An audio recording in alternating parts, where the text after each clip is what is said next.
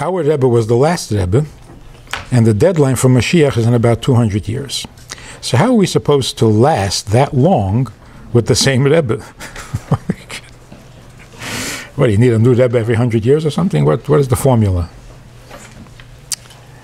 My generation is already barely connected to the Rebbe, so how do you expect my grandchildren to be? You see what kind of crazy people we are?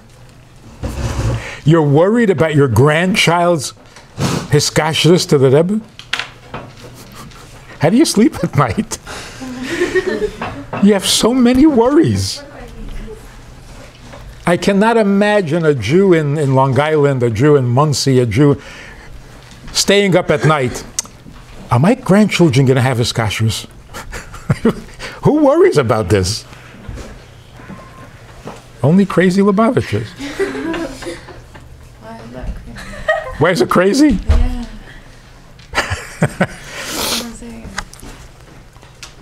Look, I worry whether my grandchildren have Hiskashrus, because I have grandchildren. But for you to worry about it,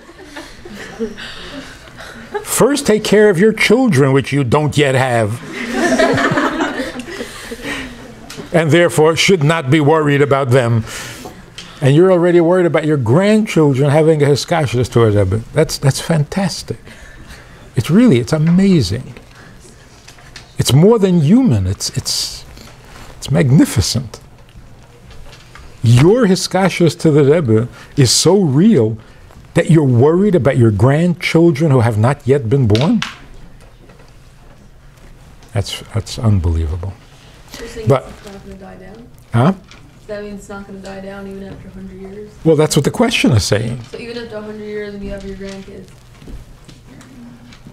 they're still going to have Hiskashrus to the Rebbe because you have such a strong Hiskashrus to the Rebbe because you're worried about them? Or not even worried? Well, I don't know that they're going to have Hiskashrus just because you're worried. I don't know if that's enough. That your worry is going to give them Hiskashrus. We have to have an answer to the question. What kind of Hiskashrus will they have? Can they have? Right?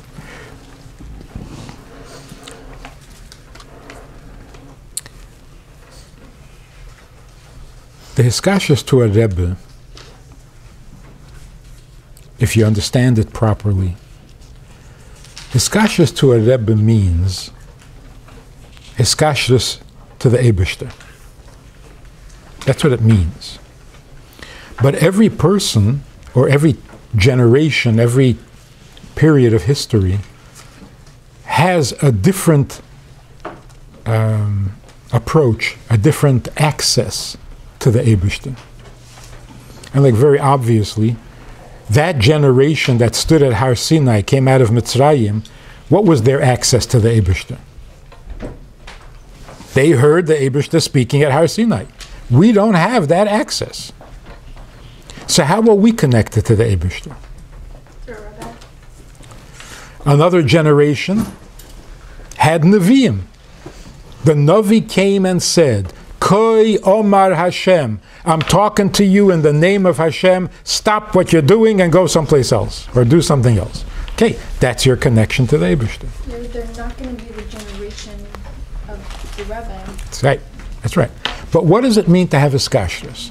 To have Hiskashrus means you are connected to the Eibishter in this way, the Chabad way.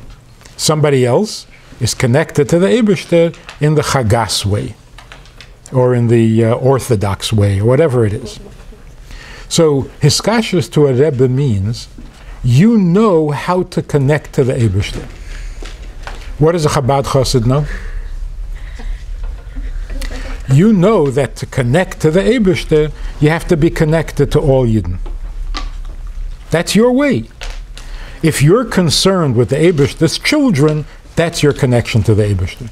Because you're not going to be at Har Sinai, and you're not going to talk to a Navi.